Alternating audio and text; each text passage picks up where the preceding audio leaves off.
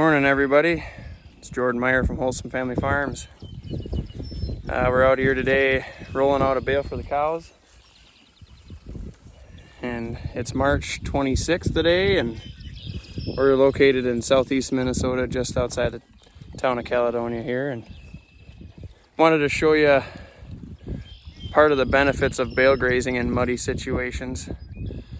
We've been bale grazing in this spot here for, I would say, a good 2 weeks now, and I just kind of picked out about an acre here, maybe a little more than an acre, and I'm just covering the ground with round bales and using the hill to roll it out, and that way you don't get too big of piles. And if they don't like some of the hay, these bales sat out and got rained on, and we get about 55 inches of rain here every year, so these bales soak up some moisture. And these bales, they were not net wrapped, so definitely we'll be looking to get some net wrap on these bales if we're going to be setting them outside, or else cover them with plastic or something like that. But works pretty good setting them out here in the spots where you want to unroll them. And the part of the country where we're at here, we're only about 10 miles west of the Mississippi River, so we got a lot of bluffs and bottoms and stuff.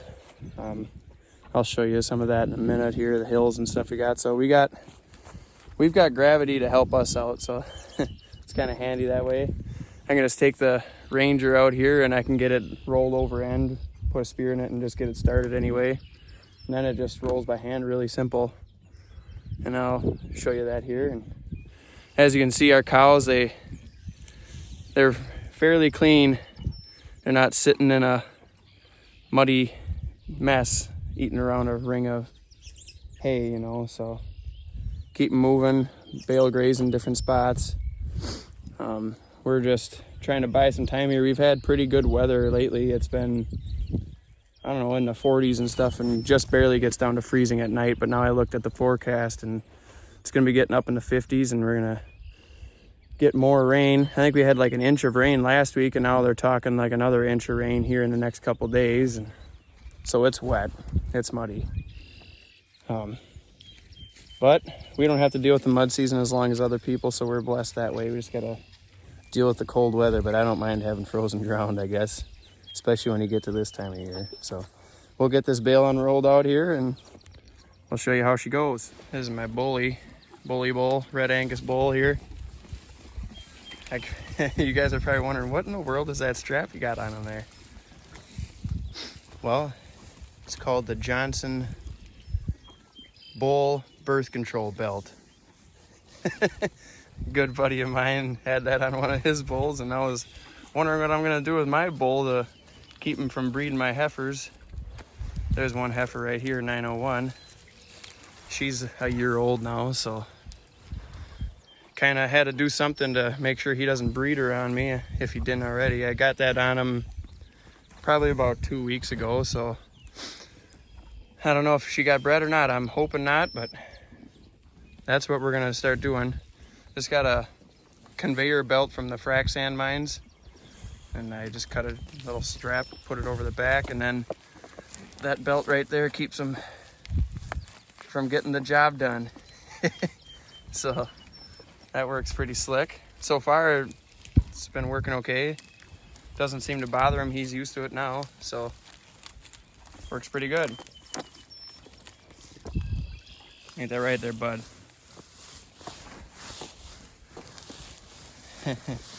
Should we roll her out here for you, girls? Those of you with vertigo, sorry about that. Getting a little bit close to the bale here. Must be running over some calves. It ain't rolling. The beauty of gravity, folks. Up. And then when you get these moldy bales, you gotta peel a little bit off of there to get started sometimes. And then by unrolling it too, it gives them the option to leave the crap behind the junky part of the bale, and then once you get down to the center of the bale, then it's pretty good, and then they eat that. So they're able to be a lot more selective and pick out the good stuff and leave the junk. So that's another benefit of this system here. So we'll get her unrolled out here. There she goes. Yeehaw! And we better stop before it gets to the fence. That's the only thing you gotta worry about with gravity. They get going a little too fast and they'll go right through your fence. You don't want that. Hoofda. Hoofda. Well, we got her done. It's almost just like unrolling a snowman. That's the path we took here. Yeah, worked out pretty good. The only thing is, yeah, you gotta keep an eye out for the fence. But other than that, it works pretty good. Here, I'll turn the camera around here and show you the cattle. Here's the unrolled part here, and cattle all have a good place to eat. And they always have a good place to lay down, stay nice and clean. These girls will be calving in a month. Maybe not quite, most of them will be in a month. But yeah, they're doing really well by rolling out the hay. Having a clean animal it's really nice, especially in this muddy time of year. I know they're grateful for it, so works out really good. And then another benefit by keeping the cattle out here on the land, spreading their own manure.